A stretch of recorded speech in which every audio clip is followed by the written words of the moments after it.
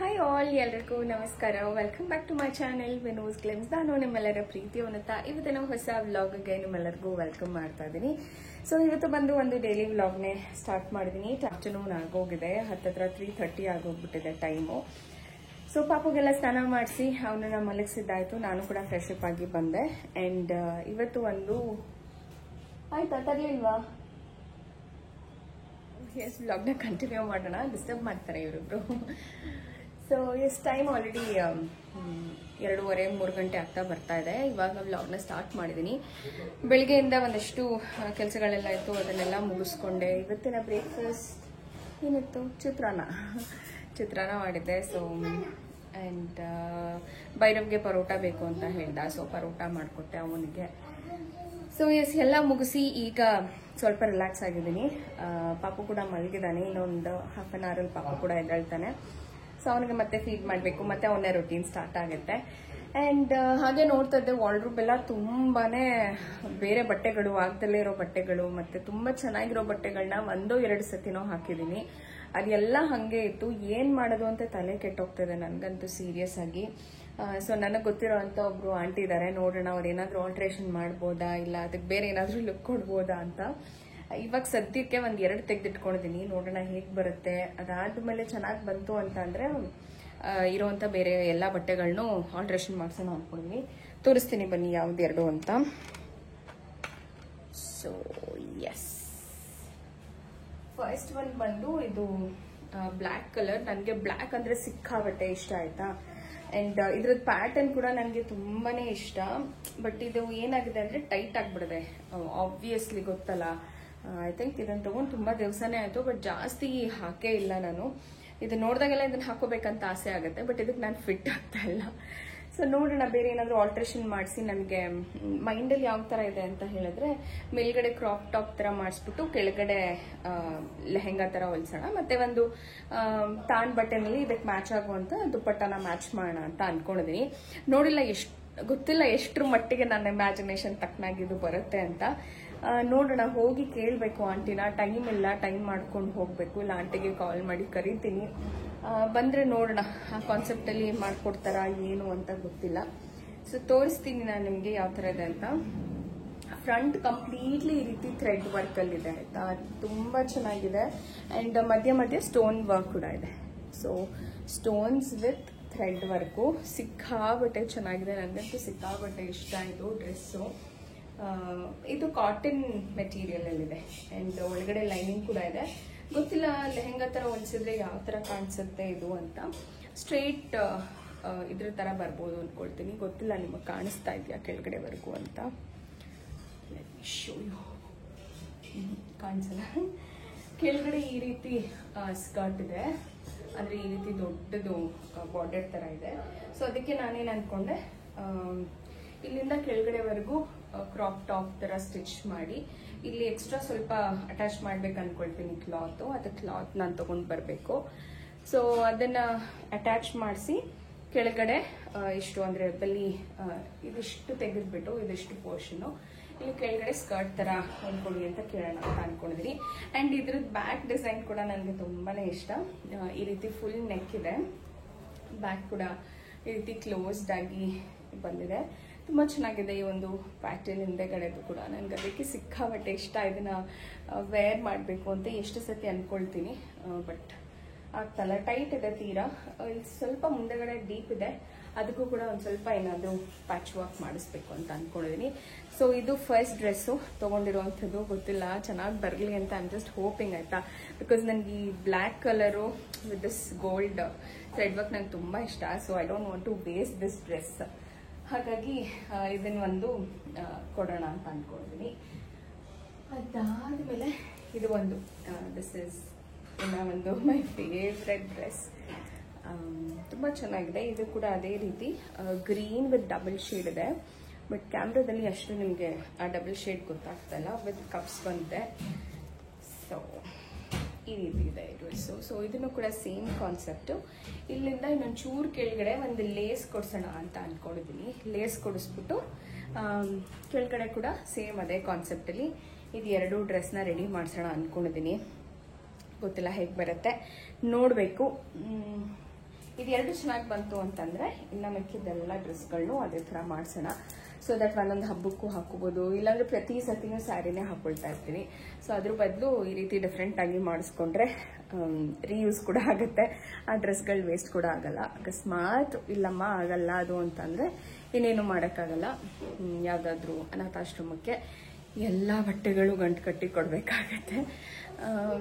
Because ಚೆನ್ನಾಗಿದ್ದಾವೆ, ಹಾಕೊಳ್ಳೋಣ ಅಂತ ಅಂದ್ಕೊಂಡಿದ್ದೀನಿ, ರೀಯೂಸ್ ಮಾಡೋಣ ಅಂತ. ಅಕಸ್ಮಾತ್ ಆಗಲಿಲ್ಲ ಅಂದರೆ ಇನ್ನೇನು ಮಾಡೋಕ್ಕಾಗಲ್ಲ, ಆಗೋರ್ಗಾದ್ರೂ ಹಾಕ್ಕೊಳ್ಳಿ ಅನ್ನೋ ಕಾರಣಕ್ಕೆ ಕೊಡಬೇಕಾಗತ್ತೆ. ಸೊ ಎಸ್, ಇದಾಗಿತ್ತು. ಆ್ಯಂಡ್ ನೆಕ್ಸ್ಟು ನಾನು ಒಂದು ನನ್ನ ಹೇರ್ ಆಯಿಲ್ನ ಮಾಡಿಕೊಂಡೆ. ಸೊ ತುಂಬಾ ಚೆನ್ನಾಗಿದೆ ರಿಸಲ್ಟು. ಸ್ನಾನ ಮಾಡಿ ಆದಮೇಲಂತೂ ಸಿಕ್ಕಾಬಟ್ಟೆ ಸಾಫ್ಟ್ ಆ್ಯಂಡ್ ಶೈನಿ ಅನ್ನಿಸ್ತಾ ಇದೆ. ಇದನ್ನು ರೆಗ್ಯುಲರಾಗಿ ಯೂಸ್ ಮಾಡಿ ನಾನು ಆಲ್ಮೋಸ್ಟ್ 3 ಮಂತ್ಸ್ ರೆಗ್ಯುಲರಾಗಿ ಯೂಸ್ ಮಾಡಿದೆ. ಹೇರ್ ಗ್ರೋತ್ ಕೂಡ ತುಂಬ ಚೆನ್ನಾಗಿತ್ತು. ಇವಾಗ ಯಾಕೆ ಮಾಡಿಕೊಂಡೆ ಅಂದರೆ ಯೂಶಲಿ ಡೆಲಿವರಿ ಆದಮೇಲೆ ತುಂಬ ಜನಕ್ಕೆ ಹೇರ್ ಲಾಸ್ ಅನ್ನೋವಂಥದ್ದು ಆಗ್ತಾ ಇರುತ್ತೆ ಅಥವಾ ಹೇರ್ ಥಿನ್ನಿಂಗ್ ಆಗ್ತಾ ಇರುತ್ತೆ. ಸೊ ಅದಕ್ಕೆ ತುಂಬ ಜನ ನನ್ನ ವ್ಯೂವರ್ಸ್ ಪ್ರೆಗ್ನೆಂಟ್ ಲೇಡೀಸ್ ಅಥವಾ ಈಗಷ್ಟೇ ಡೆಲಿವರಿ ಆಗಿರೋದ್ರಿಂದ ಈ ಒಂದು ಹೇರ್ ಆಯಿಲ್ ನಿಮಗೂ ಕೂಡ ಹೆಲ್ಪ್ ಮಾಡ್ಬೋದು ಅಂತ ಹೇಳಿ ಈ ಒಂದು ಹೇರ್ ಆಯಿಲ್ನ ನನ್ನ ಜೊತೆ ಶೇರ್ ಮಾಡ್ತಾ ಇದ್ದೀನಿ. ಸೊ ನಾನು ಆಲ್ಮೋಸ್ಟ್ 1 ಮಂತ್ಗೆ ಆಗೋಷ್ಟು ಕಂಟೈನರಲ್ಲಿ ಸ್ಟೋರ್ ಮಾಡಿ ಇಟ್ಕೊಂಡಿದ್ದೀನಿ. ಸೊ ದಟ್ ಪ್ರತಿ ಸತಿ ನಾನು ಸ್ನಾನಕ್ಕೆ ಹೋಗೋ ಒಂದು 2-3 ಅವರ್ಸ್ ಮುಂಚೆ ನಾನು ಅದನ್ನು ಅಪ್ಲೈ ಮಾಡ್ಕೊಂಡ್ಬಿಟ್ಟು ಹೋಗ್ತೀನಿ. ಸೊ ದಟ್ ಒಂದು ರೀತಿ ಸಾಫ್ಟಾಗೂ ಇರುತ್ತೆ, ಕೂದಲು ಕಪ್ಪಾಗಿರುತ್ತೆ, ಲಾಂಗ್ ಆಗಿ ಬೆಳೆಯುತ್ತೆ ಕೂಡ. ಸೊ ಆ ಒಂದು ಕಾರಣಕ್ಕೆ ಅದನ್ನು ರೆಡಿ ಮಾಡಿ ಇಟ್ಕೊಂಡಿದ್ದೀನಿ, ನಿಮ್ಮ ಜೊತೆ ಕೂಡ ಶೇರ್ ಮಾಡ್ತೀನಿ. ಸೊ ಹೋಗಿ ಬೇಗ ನೋಡ್ಕೊಂಡು ಬನ್ನಿ ಹೇಗೆ ಮಾಡೋದು ಈ ಒಂದು herbal hair oil which is very very very effective. ನನಗಂತೂ ತುಂಬಾ ಇಷ್ಟ ಆಗಿದೆ, ನನಗೆ ವರ್ಕ್ ಆಗಿದೆ. ನೀವು ಕೂಡ ಟ್ರೈ ಮಾಡಿದ್ರಲ್ಲಿ ತಪ್ಪಿಲ್ಲ ಅಲ್ಲ. ಸೊ ಟ್ರೈ ಮಾಡಿ ನೋಡಿ, ನಿಮಗೂ ಕೂಡ ವರ್ಕ್ ಆಗ್ಬೋದು ಅಂತ. ನಾನ್ ವೆಜ್ ತಿಂದು ತುಂಬ ದಿವಸ ಆಗೋಗುತ್ತಲ್ಲ, ಹಾಗಾಗಿ ಮಶ್ರೂಮ್ ಮಾಡ್ಕೊಳ್ಳೋಣ. ಮಶ್ರೂಮ್ ಒಂದು ಸ್ವಲ್ಪ ನಾನ್ ವೆಜ್ ಟೇಸ್ಟ್ ಬರುತ್ತೆ, ಮಸಾಲೆ ಕೂಡ ಕಂಪ್ಲೀಟಾಗಿ ಅದೇ ರೀತಿ ಇರುತ್ತಲ್ವ, ಹಾಗಾಗಿ ರುಚಿಯಾಗೂ ಇರುತ್ತೆ ಅಂತ ಹೇಳಿ ಹೋಗಿ ಮಶ್ರೂಮ್ ತೊಗೊಂಡು ಬಂದೆ. ಇನ್ನು ಝೆಪ್ಟೋನಲ್ಲಿ ಆರ್ಡರ್ ಮಾಡ್ಕೊಳ್ಳೋಣ ಅಂದ್ಕೊಂಡೆ, ಬಟ್ ಯಾಕೋ ಈ ನಡುವೆ ಝೆಪ್ಟೋನಲ್ಲಿ ಸ್ವಲ್ಪ ಜಾಸ್ತಿ ಪ್ರೈಸಿಂಗ್ಗೆ ಹಾಕ್ತಾ ಇದ್ದಾರೆ. ಸೊ ಅದಕ್ಕೆ ನಾನು ಭೈರವ್ ಇಬ್ಬರು ಹೋಗ್ಬಿಟ್ಟು ಮಶ್ರೂಮ್ ತೊಗೊಂಡು ಬಂದ್ವಿ. ಆಲ್ಮೋಸ್ಟ್ 20 ರೂಪೀಸ್ ಡಿಫ್ರೆನ್ಸ್ ಅನ್ನಿಸ್ತಾ ಇತ್ತು ನನಗೆ, ಗೊತ್ತಿಲ್ಲ ಯಾಕಷ್ಟು ಚಾರ್ಜ್ ಮಾಡ್ತಾ ಇದ್ದಾರೆ ಅಂತ ಹೇಳಿ. So it's okay. ಕೆಲವೊಂದು ಸತಿ ಯಾವಾಗ ಬೇಕು ಅಂತ ಅನಿಸುತ್ತೋ ಆವಾಗ ಹೋಮ್ ಡೆಲಿವರಿ ಕೊಡೋದಿಲ್ಲ. ಈಗ ಕೆಲವೊಂದು ಸತಿ ಚಾರ್ಜಸ್ ಎಲ್ಲ ಮಾಡ್ತಾರೆ. ಅದ್ರ ಬದಲು ನಾವೇ ಹೋಗಿ ಕಣ್ಣಿಗೆ ಬೇಕಾಗಿ ತೊಗೊಂಡು ಬರೋದು ವಾಸಿ ಅಂತ ಅನಿಸಿ ನಾನು ಭೈರವ್ ಹೋಗಿ ತೊಗೊಂಡು ಬಂದ್ವಿ. ಇನ್ನು ಮಶ್ರೂಮ್ನ ನಾನು ನೀಟಾಗಿ ವಾಶ್ ಮಾಡಿ ಕಟ್ ಮಾಡಿಬಿಟ್ಟು ಅದಕ್ಕೆ ಈ ರೀತಿ ಉಪ್ಪು, ಅರಿಶಿನ ಹಾಗೂ ಅಚ್ಕಾರದ ಪುಡಿ ಇದಿಷ್ಟರ ಜೊತೆಗೆ ಒಂದು ಸ್ವಲ್ಪ ಅದು ಅಂಟ್ಲಿಕ್ಕೆ ಒಂಚೂರು ಕುಕ್ಕಿಂಗ್ ಆಯಿಲ್ನ 2-3 ಟೇಬಲ್ ಸ್ಪೂನಷ್ಟು ಹಾಕಿದ್ದೀನಿ. ಈ ರೀತಿ ಮಾಡೋದ್ರಿಂದ ಚೆನ್ನಾಗಿ ಉಪ್ಪು ಖಾರ ಹಿಡ್ದಿರುತ್ತೆ. ಇಲ್ಲಾಂದರೆ ಕೆಲವೊಂದು ಸತಿ ಮಶ್ರೂಮ್ ಹಾಗೆ ಹಸಿ ಅನಿಸ್ಬಿಡುತ್ತೆ. ಸೊ ಹಾಗಾಗಿ ಅದನ್ನು ಒಂಚೂರು ಮ್ಯಾರಿನೇಟ್ ಅಂದರೆ ತೀರಾ ಏನು ತುಂಬ ಹೊತ್ತು ಬಿಡಬೇಕು ಅಂತ ಏನಿಲ್ಲ. ನಾವು ಈ ರೀತಿ ಶಾಪಿಂಗ್ ಎಲ್ಲ ಮಾಡ್ಕೊಳ್ಳೋ ಅಷ್ಟೊತ್ತಿಗೆ ಒಂದು 15-20 ನಿಮಿಷ ಬೇಕಾಗತ್ತೆ. ಸೊ ಅಷ್ಟೊತ್ತಿಗೆ ನಾವು ಅದನ್ನು ಆ ರೀತಿ ಉಪ್ಪು ಖಾರದಲ್ಲಿ ನೆನೆಸಿಡೋದ್ರಿಂದ ರುಚಿ ಕೂಡ ತುಂಬಾ ಚೆನ್ನಾಗಿ ಬರುತ್ತೆ. ಸೊ ಇವತ್ತು ನಾನು ಪರೋಟಾಗೆ ಒಂದು ಸೈಡ್ ಡಿಶ್ ಆಗಿ ಕಾಂಬಿನೇಷನ್ ಆಗಿ ನಾನಿವತ್ತು ಮಶ್ರೂಮ್ ಗ್ರೇವಿನ ಮಾಡ್ಕೊಳ್ತಾ ಇದ್ದೀನಿ. ತುಂಬಾ ರುಚಿಯಾಗಿ ಇರುತ್ತೆ. ಇನ್ನು ಇವಾಗ ಪರೋಟಾಗೆ ಮಾಡ್ಕೊಳ್ತೀನಿ. ಇನ್ನು ನೈಟ್ ಅದಕ್ಕೆ ರೈಸ್ ಜೊತೆ ಆಗಲಿ ಮುದ್ದೆ ಜೊತೆ ಆಗಲಿ ಅದೇ ಆಗಿಬಿಡತ್ತೆ ಅಂತ ಹೇಳಿ. ಇನ್ನು ಪಾಪು ಮಲಗಿದ್ದಾಗಲೇ ನಾನೆಲ್ಲ ನನ್ನ ಕುಕ್ಕಿಂಗ್ ಕೆಲಸ ಮಾಡ್ಕೊಳ್ಬೇಕು. ಇಲ್ಲ ಅಂತಂದರೆ ಪಾಪು ಇದ್ದಾಗ ಅವನಿಗೆ ಟೈಮ್ ಕೊಡಬೇಕಾಗತ್ತೆ, ಅವನ ಜೊತೆ ಇರಬೇಕಾಗತ್ತೆ. ಇಲ್ಲ ಅಂತಂದರೆ ಇವಾಗಂತೂ ಅವನಿಗೆ ಗೊತ್ತಾಗ್ತಾ ಇದೆ ಯಾರು ಇರ್ತಾರೆ ನನ್ನ ಸುತ್ತಮುತ್ತ ಅಂತ ಹೇಳಿ. ಕೆಲವೊಂದು ಸತಿ ಅವನ ಜೊತೆ ಇದ್ದಾಗ ಖುಷಿಯಾಗಿ ಆಟ ಆಡ್ಕೊಂಡಿರ್ತಾನೆ. ಅವನು ಆಟ ಆಡ್ತಾ ಇದ್ದಾನಲ್ಲ ಅಂತ ನಾವು ಎದ್ದು ಈ ಕಡೆ ಬಂದುಬಿಟ್ವಿ ಅಂದರೆ ಅಂತ ಹೇಳಿ ಕೂಗಿ ಅಳಕ್ಕೆ ಶುರು ಮಾಡಿಬಿಡ್ತಾನೆ. ಎಷ್ಟು ಮುದ್ದು ಅನಿಸುತ್ತೆ, ಮಕ್ಕಳು ಎಷ್ಟು ಬೇಗ ಕಲ್ತು ಬಿಡ್ತಾರೆ ಎಲ್ಲ ವಿಷಯಗಳನ್ನೂ ಅಂತ ಅನ್ನಿಸ್ತಾ ಇರುತ್ತೆ. ಇನ್ನು ಈ ನಡುವೆ ಅಂತೂ ಅವನ ರೊಟೀನ್ ಚೇಂಜೇ ಆಗಿಬಿಟ್ಟಿದೆ. ಮಲಗೋದಾಗಲಿ ಎದ್ದೊಳೋದಾಗಲಿ ಮುಂಚೆ ಒಂದು ಸ್ವಲ್ಪ ಜಾಸ್ತಿ ಹೊತ್ತು ಮಲಗ್ತಾ ಇದ್ದ. ಈ ನಡುವೆ ಅಂತೂ ಸ್ವಲ್ಪ ಸ್ಲೀಪಿಂಗ್ ಟೈಮ್ ಕಮ್ಮಿನೇ ಆಗಿದೆ ಒಂದು. ಬಟ್ ಎದ್ದಾಗಲೂ ಅಷ್ಟೇ ಏನು ಕಿರಿಕಿರಿ ಮಾಡೋಕ್ಕೆ ಹೋಗಲ್ಲ. ಹಾಲು ಕುಡಿಸ್ಬಿಟ್ಟು ಮಲಗಿಸಿದ್ರೆ ಆಟ ಆಡ್ಕೊಂಡಿರ್ತಾನೆ ಅಂತ ಅಂದ್ಕೊಂಡು. ಬಟ್ ಆದರೂ ನನಗೆ ಅವನು ಎದ್ದಿದ್ದಾಗ ಅವನ ಜೊತೆ ಟೈಮ್ ಸ್ಪೆಂಡ್ ಮಾಡಬೇಕಂತ ಅನಿಸುತ್ತೆ. ಸೊ ಹಾಗಾಗಿ ನಾನು ಅವ್ನು ಮಲಗಿದ್ದಾಗಲೇ ಎಲ್ಲ ಅಡುಗೆಗಳನ್ನ ಮಾಡಿಟ್ಕೊಂಡು ಬಿಡ್ತೀನಿ. ಆವಾಗ ಅವನು ಎದ್ದಾಗ ಅವನ ಜೊತೆ ಇರೋದಕ್ಕೂ ಕೂಡ ನನಗೂ ಖುಷಿ ಆಗುತ್ತೆ. ಈ ಒಂದು ರೆಸಿಪಿ ತುಂಬಾ ಸಿಂಪಲ್ ಅಂತ ಹೇಳ್ಬೋದು. ತುಂಬ ಜನ ಇದೇ ರೀತಿ ಮಾಡ್ತೀರಾ. ಈ ರೀತಿ ಕೂಡ ರುಬ್ಬಿ ಮಾಡೋದು ಕೂಡ ಚೆನ್ನಾಗಿ ಬರುತ್ತೆ ಮಸಾಲೆ. ಇಲ್ಲ ಜಸ್ಟ್ ಡ್ರೈ ಪೌಡರ್ ಹಾಕಿ ಮಾಡ್ತೀನಿ ಅಂದರೂ ಚೆನ್ನಾಗಿ ಬರುತ್ತೆ. ಬಟ್ ಸ್ವಲ್ಪ ಗ್ರೇವಿ ಥರ ಬೇಕು ನಮಗೆ, ಸ್ವಲ್ಪ ಕ್ವಾಂಟಿಟಿ ಜಾಸ್ತಿ ಬೇಕು ಅಂತಂದರೆ ಯೂಶ್ವಲಿ ಈ ರೀತಿ ಮಸಾಲೆನ ಫ್ರೈ ಮಾಡ್ಕೊಂಡಿದ್ದು ಹಾಕಿ ಮಾಡಿದ್ರೇ ತುಂಬ ರುಚಿಯಾಗಿ ಬರುತ್ತೆ. ಸೊ ಇದಕ್ಕೆ ನಾನು ಶುಂಠಿ, ಬೆಳ್ಳುಳ್ಳಿ, ಈರುಳ್ಳಿ, ಟೊಮೆಟೊ ಇದನ್ನೆಲ್ಲ ಚೆನ್ನಾಗಿ ಫ್ರೈ ಮಾಡ್ಕೊಳ್ತಾ ಇದ್ದೀನಿ. ಬೇಕು ಅಂದರೆ ನೀವು ಚಕ್ಕೆ ಲವಂಗ ಕೂಡ ಇದಕ್ಕೆ ಸೇರಿಸ್ಕೋಬಹುದು.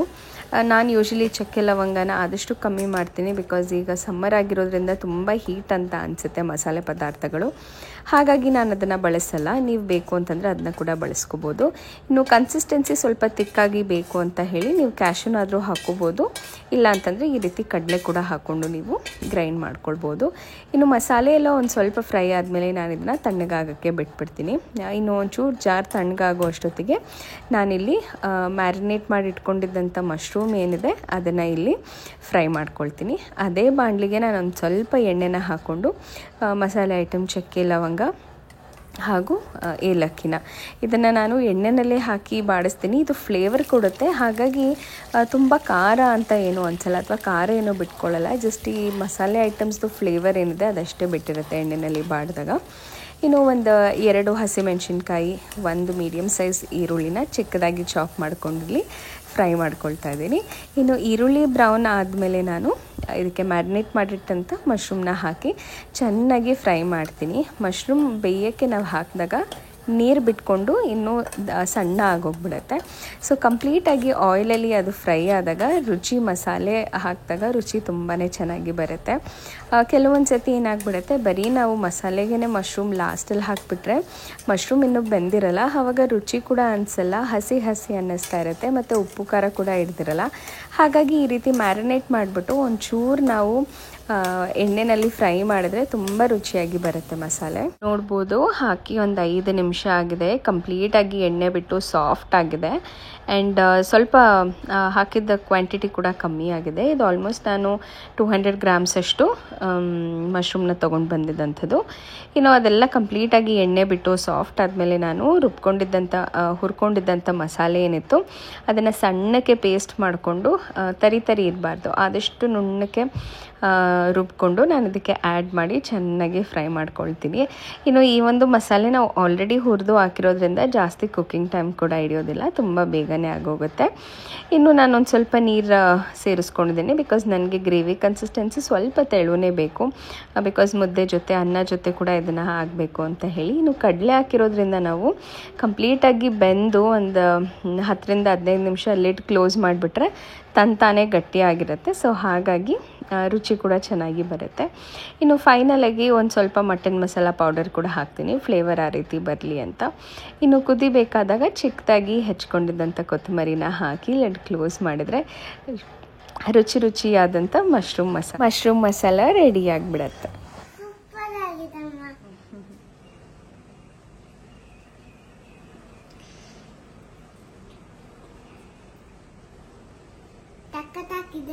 ಸಖತ್ತಾಗಿದೆಯಾ?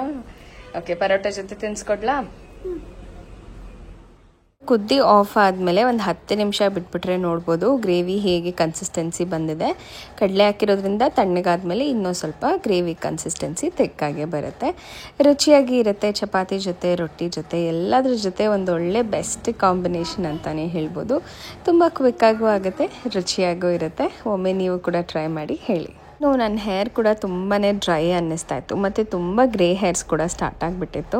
ಹಾಗಾಗಿ ನನ್ನ ರೆಗ್ಯುಲರಾಗಿ ಯೂಸ್ ಮಾಡುವಂಥ ಒಂದು ಹೆರ್ಬಲ್ ಹೇರ್ ಆಯಿಲ್ನ ನಾನು ಇವತ್ತು ಮತ್ತೆ ಮಾಡಿಕೊಂಡೆ. ಇದನ್ನು ನಾನು ಆ್ಯಕ್ಚುಲಿ ಮುಂಚೆನೇ ಒಂದು ಸತಿ ಮಾಡಿ ಇಟ್ಕೊಂಡಿದ್ದೆ, ಒಂದು ಸತಿ ಅಲ್ಲ 3-4 ಸತಿಯಿಂದ ನಾನು ಇದನ್ನೇ ಬಳಸ್ತಾ ಇರೋವಂಥದ್ದು.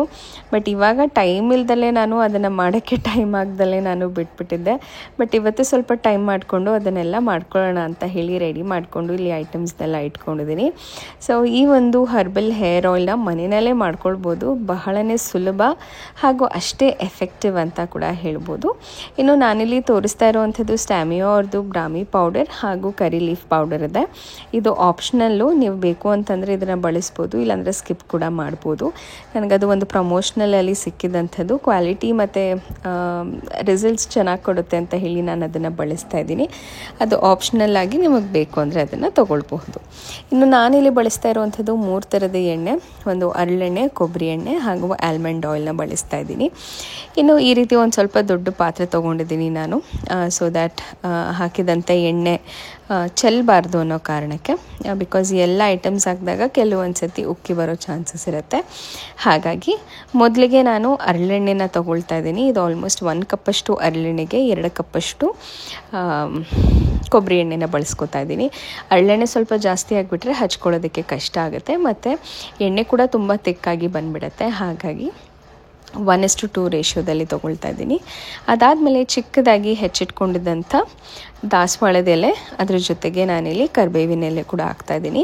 ಇದು ಕರಿಬೇವಿನ ಎಲೆ ಹಸಿ ಇದ್ದಾಗಲೂ ಕೂಡ ಹಾಕ್ಬೋದು, ಮತ್ತು ಒಣಗಿದ್ರೂ ಕೂಡ ಒಳ್ಳೆಯದು ಅಂತ ಹೇಳ್ಬೋದು. ಇನ್ನು ನಮ್ಮ ಹೇರ್ ಗ್ರೋತ್ ಆಗೋದಕ್ಕೆ, ತಂಪಾಗೋದಕ್ಕೆ ಕೂಡ ಇಲ್ಲಿ ನಾವು ಮೆಂತ್ಯನ ಬಳಸ್ತಾ ಇದ್ದೀವಿ. ಈರುಳ್ಳಿ ಹಾಕೋದ್ರಿಂದ ಹೇರ್ ಗ್ರೋತ್ ಕೂಡ ಆಗುತ್ತೆ, ಕೂದಲು ಸಾಫ್ಟ್ ಆ್ಯಂಡ್ ಶೈನಿ ಕೂಡ ಆಗೋದಕ್ಕೆ ಈರುಳ್ಳಿ ಹೆಲ್ಪ್ ಮಾಡುತ್ತೆ. ಸೊ ಹಾಗಾಗಿ ಈ ಎಲ್ಲ ಐಟಮ್ಸ್ನ ಹಾಕ್ಬಿಟ್ಟು ಚೆನ್ನಾಗಿ ಮಿಕ್ಸ್ ಮಾಡ್ತಾ ಇದ್ದೀನಿ. ಇನ್ನು ಹಾಕಿದ ತಕ್ಷಣ ಒಂದು 5 ನಿಮಿಷಕ್ಕೆ ಬಿಸಿ ಬಿಸಿಯಾಗಿ ಈ ರೀತಿ ನೊರೆ ಎಲ್ಲ ಬರೋಕ್ಕೆ ಶುರುವಾಗುತ್ತೆ. ಆವಾಗ ನೀಟಾಗಿ ತಿರುಗಿಸ್ತಾ ಇದನ್ನು ಹಾಗೆ ಉಫ್ ಮಾಡ್ತಾ ಇರಬೇಕು. ಆ್ಯಂಡ್ ಒಂದು ಸ್ವಲ್ಪ ನೊರೆ ಕಮ್ಮಿ ಆದಮೇಲೆ ಸ್ಟವ್ನ ಆಫ್ ಮಾಡಿಬಿಟ್ರೆ ತಣ್ಣಗಾಗೋ ತನಕ ಎಣ್ಣೆ ಅದರಲ್ಲೇ ಇರುತ್ತೆ. ಹಾಗಾಗಿ ಇದು ತುಂಬ ಹೊತ್ತು ಬೇಕಾಗಲ್ಲ. ಆ ಸೊಪ್ಪೆಲ್ಲ ಏನಿದೆ ಅದೆಲ್ಲ ಒಂಚೂರು ಕಲರ್ ಚೇಂಜ್ ಆಗೋ ತನಕ ವೆಯ್ಟ್ ಮಾಡಬೇಕಾಗತ್ತೆ. ಇನ್ನು ನೊರೆ ಎಲ್ಲ ಕಮ್ಮಿಯಾಗಿ ತಣ್ಣಗಾದ್ಮೇಲೆ ನೋಡ್ಬೋದು ಈ ರೀತಿ ಎಣ್ಣೆ ಕಾಣುತ್ತೆ. ಅಂದರೆ ಕಂಪ್ಲೀಟಾಗಿ ಎಲೆಗಳೆಲ್ಲ ಏನಿದೆ ಅದರದ್ದು ರಸ ಇದಕ್ಕೆ ಬಿಟ್ಕೊಂಡಿರಬೇಕು. ಇನ್ನು ನಾನು ಆಲ್ಮಂಡ್ ಆಯಿಲ್ನ ಬಿಸಿ ಮಾಡೋದಕ್ಕೆ ಹಾಕ್ಕೊಳ್ಳಲ್ಲ. ಈಗ ಬೆಚ್ಚಗೆ ಏನು ತಣ್ಣಗಾಗ್ತಾ ಇರೋವಂಥ ಎಣ್ಣೆ ಏನಿದೆ ಅದಕ್ಕೆ ನಾನು ಆಲ್ಮಂಡ್ ಆಯಿಲು, ಅದಾದಮೇಲೆ ಒಂದು ಸ್ವಲ್ಪ ನಾನು ಅಲೋವೆರಾ ಜೆಲ್ನ ಬಳಸ್ಕೊತಾ ಇದ್ದೀನಿ. ಅಲೋವೆರಾ ಜೆಲ್ನ ಮತ್ತು ಆಲ್ಮಂಡ್ ಆಯಿಲ್ನ ಕುದಿಯೋದಕ್ಕೆ ಅಥವಾ ಬಿಸಿ ಮಾಡೋದಕ್ಕೆ ಹಾಕ್ಕೊಳ್ಳೋ ಅವಶ್ಯಕತೆ ಇಲ್ಲ. ಫೈನಲ್ ಆಗಿ ಎಣ್ಣೆ ಎಲ್ಲ ಆದಮೇಲೆ ನಾನು ಬ್ರಾಹ್ಮಿ ಲೀಫು ಹಾಗೆ ಕರಿ ಲೀಫ್ದು ಪೌಡರ್ ಏನಿದೆ ಅದನ್ನು ಇಲ್ಲಿ ಬಳಸ್ಕೊತಾ ಇದ್ದೀನಿ. ಇದನ್ನು ಹಾಕೋದ್ರಿಂದ ಕಲರ್ ಸ್ವಲ್ಪ ಚೇಂಜ್ ಆಗುತ್ತೆ, ಕಪ್ಪು ರೀತಿ ಕಾಣಿಸುತ್ತೆ. ಬಟ್ ಆದರೆ ನಿಮಗೆ ಬೇಡ ಅದನ್ನು ಸ್ಕಿಪ್ ಮಾಡಿದ್ರೂ ಕೂಡ ಗ್ರೀನಿಶ್ ಆಗಿ ತುಂಬಾ ಚೆನ್ನಾಗಿರುವಂಥ ಒಂದು ಎಣ್ಣೆ ಕೂಡ ತಯಾರಾಗಿ ಬಿಡುತ್ತೆ. ಇನ್ನು ಕರಿ ಲೀವ್ಸ್ ಅಂದರೆ ಕರಿಬೇವಿನ ಎಲೆ ನಾನು ಆಲ್ರೆಡಿ ಹಾಕಿದ್ದೀನಿ. ಕರಿಬೇವಿನ ಪುಡಿ ಹಾಕೋದ್ರಿಂದ ಕಲರ್ ಅಷ್ಟೇ ಚೇಂಜ್ ಆಗುತ್ತೆ ಹೊರತು ಬೇರೆ ಇನ್ನೇನು ಡಿಫ್ರೆನ್ಸ್ ಆಗೋದಿಲ್ಲ. ಸ್ವಲ್ಪ ಆ್ಯಡೆಡ್ ಅಡ್ವಾಂಟೇಜ್ ಕೂಡ ಇದೆ, ಘಮ ಕೂಡ ಚೆನ್ನಾಗಿ ಬರುತ್ತೆ ಅಂತ ಹೇಳ್ಬೋದು. ಇನ್ನು ಕಂಪ್ಲೀಟಾಗಿ ಆಯಿಲ್ ತಣ್ಣಗಾದ್ಮೇಲೆ ನೋಡ್ಬೋದು ನಾವಿಲ್ಲಿ ಹರಳೆಣ್ಣೆ ಮತ್ತು ಕೊಬ್ಬರಿ ಎಣ್ಣೆ ಮಿಕ್ಸ್ ಮಾಡಿ ಹಾಕಿರೋದ್ರಿಂದ ತುಂಬ ಗಟ್ಟಿ ಕೂಡ ಆಗಿಲ್ಲ ಎಣ್ಣೆ, ಈಸಿಯಾಗಿ ಹಚ್ಕೊಳ್ಬೋದು. ಅಪ್ಲೈ ಮಾಡೋದಕ್ಕೂ ತುಂಬಾ ಈಸಿ. ಆಲ್ಮೋಸ್ಟ್ 3 ಥರದ ಎಣ್ಣೆ ಹಾಗೂ 2 ಥರದ ಎಲೆಗಳನ್ನ ಸೇರಿ ಈ ಒಂದು ಎಣ್ಣೆ ಆಗಿರೋದ್ರಿಂದ ಬಹಳನೇ ಎಫೆಕ್ಟಿವ್ ಆಗೂ ಇರುತ್ತೆ. ತುಂಬ ಪ್ರೊಸೀಜರ್ ಕೂಡ ಇಲ್ಲ, ತುಂಬ ಬೇಗನೆ ಮಾಡ್ಕೊಳ್ಬೋದು. ಆ್ಯಂಡ್ ಸ್ಟೋರ್ ಮಾಡೋದು ಕೂಡ ಈಸಿನೇ. ಬೇರೆ ರೆಗ್ಯುಲರ್ ಆಯಿಲ್ ಯೂಸ್ ಮಾಡೋದಕ್ಕಿಂತ ಇದರಲ್ಲಿ 3 ಥರದ ಆಯಿಲ್ನ ಯೂಸ್ ಮಾಡಿದ್ದೀನಿ. ಇದಕ್ಕೆ ಬೇಕು ಅಂದರೆ ನೀವು ರೋಸ್ಮೆರಿ ಕೂಡ ಹಾಕ್ಕೊಳ್ಬೋದು, ಸ್ಮೆಲ್ ಚೆನ್ನಾಗಿ ಬರುತ್ತೆ ರೋಸ್ಮೆರಿದು. ನಾನು ಹಾಗೂ ಝೆಪ್ಟೋನಲ್ಲಿ ಚೆಕ್ ಮಾಡಿದೆ ಸಿಗುತ್ತಾ ರೋಸ್ಮೆರಿ ಅಂತ, ಬಟ್ ಔಟ್ ಆಫ್ ಸ್ಟಾಕ್ ತೋರಿಸ್ತಾ ಇತ್ತು. ಸೊ ಹಾಗಾಗಿ ಅದನ್ನು ಸ್ಕಿಪ್ ಮಾಡಿದೆ. ಅದ್ರ ಜೊತೆಗೆ ಬೇಕಾದರೆ ಆಮ್ಲ ಕೂಡ ಹಾಕ್ಕೊಳ್ಬೋದು. ಆಮ್ಲ ಹಾಕ್ಕೊಂಡ್ರೆ ಒಂದು ಸ್ವಲ್ಪ ಏನಾಗುತ್ತೆ ಅಂದರೆ ಸಿಟ್ರಸ್ ಫ್ರೂಟ್ ಅಲ್ವಾ, ಸ್ವಲ್ಪ ನನಗೆ ಸ್ಕ್ಯಾಲ್ಪ್ ಆಯಿಲಿ ಇದ್ರೇ ಚೆನ್ನಾಗಿ ಅನಿಸುತ್ತೆ, ಅಂದರೆ ಮಾಯಿಶ್ಚರ್ ಕಂಟೆಂಟ್ ಇರುತ್ತೆ ಅಂತ ಹೇಳಿ. ಹಾಗಾಗಿ ನಾನು ಆಮ್ಲ ಜಾಸ್ತಿ ಅದಕ್ಕೆ ಬಳಸಕ್ಕೆ ಹೋಗಲ್ಲ. ಹೇರ್ ಪ್ಯಾಕ್ ಏನಾದರೂ ಮಾಡ್ತೀನಿ ಅಂದರೆ ಆವಾಗ ನಾನು ಆಮ್ಲನ ಬಳಸ್ತೀನಿ. ಸೊ ಹಾಗಾಗಿ ನಾನು ಆಮ್ಲನ ಬಳಸಿಲ್ಲ ಇದರಲ್ಲಿ. ಸೊ ಅದಷ್ಟೇ ಇಂಗ್ರೀಡಿಯೆಂಟ್ಸ್ ಹಾಕೊಂಡು ಮಾಡಿದ್ದೀನಿ. ತುಂಬಾ ಚೆನ್ನಾಗಿ ಕೊಟ್ಟಿದೆ ರಿಸಲ್ಟ್. ನನಗಂತೂ ತುಂಬ ಇಷ್ಟ ಆಗುತ್ತೆ. ನೀವು ಕೂಡ ಒಂದ್ಸತಿ ಖಂಡಿತವಾಗ್ಲೂ ಟ್ರೈ ಮಾಡಿ. ಸೊ ಎಸ್, ನೆಕ್ಸ್ಟು ಈಗ ಲಂಚ್ಗೆ ಪ್ರಿಪೇರ್ ಮಾಡಬೇಕು. ಇನ್ನು ನನ್ನ ನೆಕ್ಸ್ಟ್ ವ್ಲಾಗ್ ನಿಮ್ಮ ರಿಕ್ವೆಸ್ಟೆಡ್ ವ್ಲಾಗ್ ಆಗಿರುತ್ತೆ, ಅಥವಾ ನನ್ನ Q&A ಸೆಷನ್ ಮಾಡೋಣ ಅಂದ್ಕೊಂಡಿದ್ದೀನಿ. ಸೊ ಫಸ್ಟ್ ಟೈಮ್ ನನ್ನ ಚಾನಲಲ್ಲಿ Q&A ಸೆಷನ್ ಮಾಡ್ತಾ ಇದ್ದೀನಿ. ಸೊ ನಿಮ್ಗೆ ಯಾರಿಗಾದರೂ ಏನಾದರೂ ನನ್ನ ಬಗ್ಗೆ ಕ್ವೆಶನ್ಸ್ ಇತ್ತು ಅಂತಂದರೆ ಕಮೆಂಟ್ಸಲ್ಲಿ ಪೋಸ್ಟ್ ಮಾಡಿ, ಅದಕ್ಕೆ ಆನ್ಸರ್ ಮಾಡೋದಕ್ಕೆ ನಾನು ಟ್ರೈ ಮಾಡ್ತೀನಿ. ನನ್ನ ನೆಕ್ಸ್ಟ್ ವ್ಲಾಗ್ Q&A ಸೆಷನ್ ಆಗಿರುತ್ತೆ. ಸೊ ನಿಮಗೇನಾದರೂ ನನ್ನ ಬಗ್ಗೆ ಕ್ವೆಶನ್ಸ್ ಇದ್ದರೆ ಕೇಳ್ಬೋದು ಅಂತ ಈ ಒಂದು ವ್ಲಾಗಲ್ಲಿ ಹೇಳ್ತಾ ಇದ್ದೀನಿ. ಕಮೆಂಟ್ಸ್ ಮಾಡಿ ಹೇಳಿ ನನ್ನ ಬಗ್ಗೆ ಏನಾದರೂ ತಿಳ್ಕೊಳ್ಳೋಕ್ಕೆ ಇಂಟ್ರೆಸ್ಟ್ ಇದೆಯಾ ಅಂತ ಹೇಳಿ. ಇನ್ನು ಎಲ್ಲ ಮುಗ್ದಿತ್ತು, ಲಂಚಿಗೆ ಪ್ರಿಪೇರ್ ಮಾಡಬೇಕಿತ್ತು. ಹಾಗೂ ನಮ್ಮ ಮನೆಯವ್ರು ನಾನ್ ವೆಜ್ ತೊಗೊಂಡು ಬರ್ತೀನಿ ಅಂದರು. ಬಟ್ ಇವತ್ತು ಬೇಡ ಅಂತ ಹೇಳಿ ಸಂಡೇ ಅಥವಾ ಟ್ಯೂಸ್ಡೇ ಮಾಡ್ಕೊಳ್ಳೋಣ ಅಂತ ಹೇಳಿ ಸ್ಕಿಪ್ ಮಾಡಿ ಕ್ವಿಕ್ಕಾಗಿ ಮೊಸರು ಸಾಂಬಾರು ಮಾಡಿಕೊಂಡೆ. ಸೊ ಎಸ್, ಹೀಗೋಯ್ತು ಇವತ್ತಿನ ದಿವಸ. ಇದಾಗಿತ್ತು ಇವತ್ತಿನ ವ್ಲಾಗ್. ಐ ಹೋಪ್ ಇವತ್ತಿನ ವ್ಲಾಗ್ ನಿಮ್ಮೆಲ್ಲರಿಗೂ ಇಷ್ಟ ಆಗಿದೆ ಅಂತ ಅನ್ಕೊಳ್ತೀನಿ. ಇಷ್ಟ ಆಗಿದೆ ಡೆಫಿನೆಟ್ಲಿ ಲೈಕ್ ಮಾಡಿ, ಶೇರ್ ಮಾಡಿ, ಹಾಗೆ ನನ್ನ ಚಾನಲ್ಗೆ ಸಬ್ಸ್ಕ್ರೈಬ್ ಆಗಿ ಸಪೋರ್ಟ್ ಮಾಡಿ ಅಂತ ಹೇಳ್ತಾ ಮತ್ತೆ ಸಿಗ್ತೀನಿ ಮುಂದಿನ ವಿಡಿಯೋದಲ್ಲಿ. ಎಲ್ಲರಿಗೂ ನಮಸ್ಕಾರ, take care, love you all and bye.